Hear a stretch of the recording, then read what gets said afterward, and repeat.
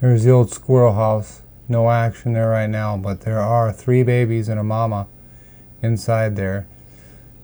And her young are getting pretty old. So they're about ready to move on. Oh, there she is. Oh, she's up there. I didn't even see her. The mama's laying out, if you can see her there. She's laying flat on that board up there. Trying to cool off. It's probably getting a little hot up there. Alright, so I'm at Orwell. Well, not the dam, but the upper part. The dam is across the lake here. Or should I say reservoir, because that's exactly what it is.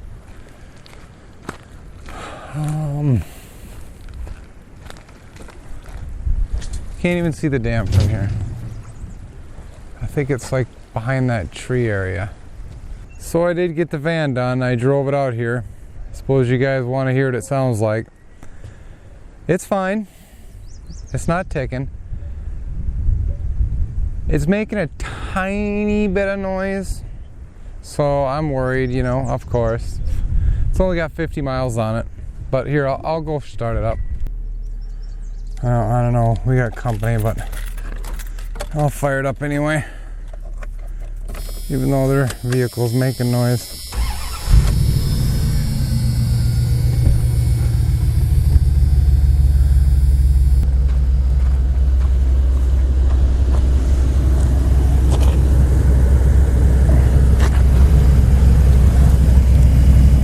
So from here it sounds pretty good.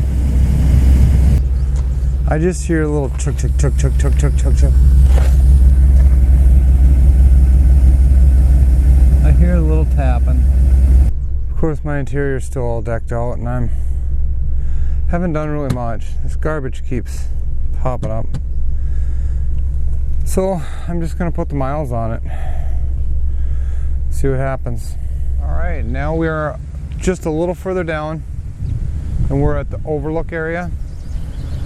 Yeah, if this thing can stay like this and the sound doesn't get any louder,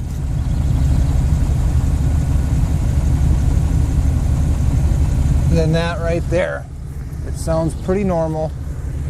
A lot of vehicles have that slight sound like that. I will be fine.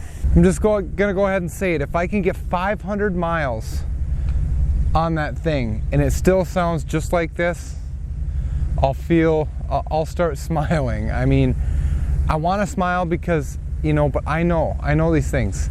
I did everything right. I feel good about the job. I was ultra clean.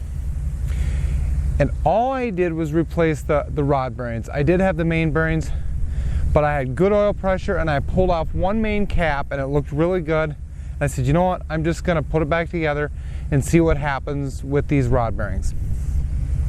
See how it goes. Because, you know,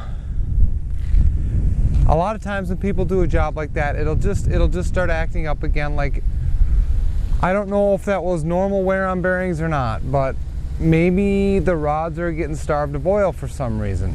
Don't know. We're going to find out. I'm going to put miles on this thing. I'm going to load the miles on this thing, but try not to get too far away from home and just see where it goes. Flash forward 10 days. From that last clip that you just watched.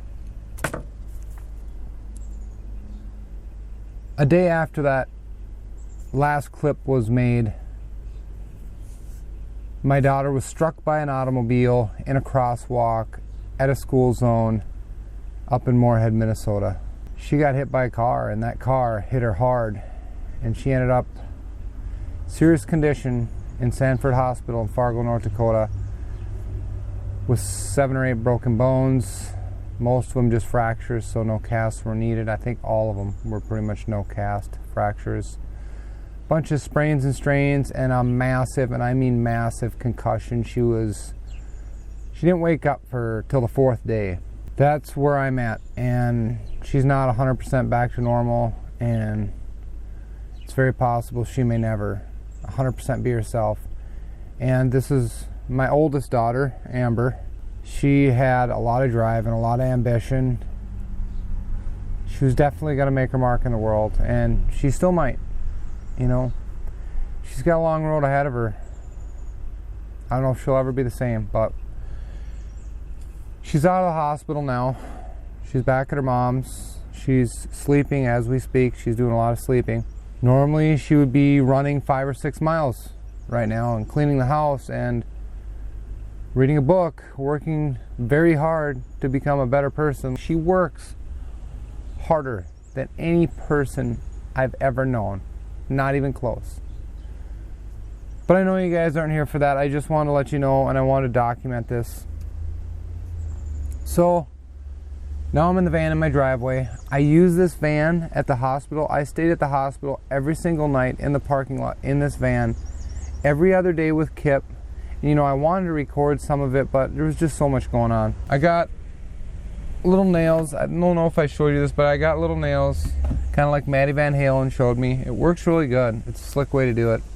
I've got this van pretty much set up to travel, and I want to hit the road, but I'm still waiting on that BMS that's supposed to be here a long time ago from AliExpress. It's going on 70 days now. In 6 more days, I will be able to open up a dispute and possibly get my money back. But then where am I? I'm stuck without a BMS still. The other BMS I want to order, they said there is a minimum of a 30-day delay on it. It's ridiculous. It's ridiculous. So I may just end up leaving with those automobile batteries in there. They work all right.